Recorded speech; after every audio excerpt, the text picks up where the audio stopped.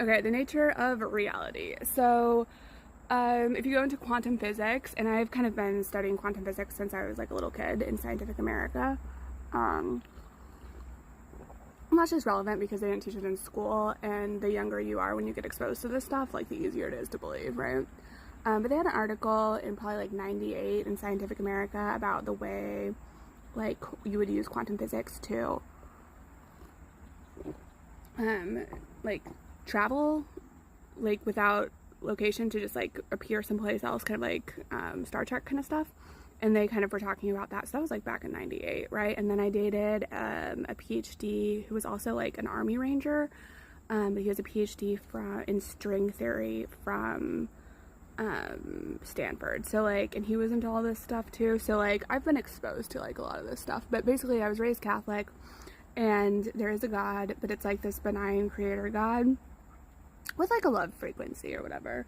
But mostly this is just our experiences, like we're all sparks of God, and like it's an epistemic game that this God is playing. Like what would just it's to find out knowledge. So it's like, what would it be like if I tortured somebody on earth, or what would I be if I was the victim of a torture on earth, or what would it be like if I tried to steal the electoral from Trump on earth and then nobody believed me and everyone ostracized me? Would I become a Jungian empath with like special magical powers so I could become part of the Galactic Federation? Like, I don't know. Um anyway, my kind of take is, and like my higher self does not agree with this, but like my kind of take is this is kind of like a cruel sort of, not cruel, but like I'm very apathetic about this reality. So I don't love it, and I've had multiple conversations with like various metaphysicians that I've come across in person in my journey, and they don't really agree with me. But the good thing about the nature of reality is that, so go back to Schrodinger, and his cat. So he moved out of like Cambridge physics, and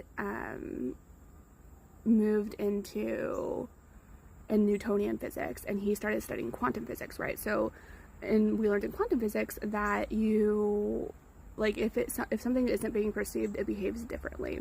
And from that premise, like you conjecture like a lot of things, but the observation effect changes the nature of reality, basically. So our perception of reality is not how we perceive it necessarily, unless we're doing quantum physics studies, right? So at our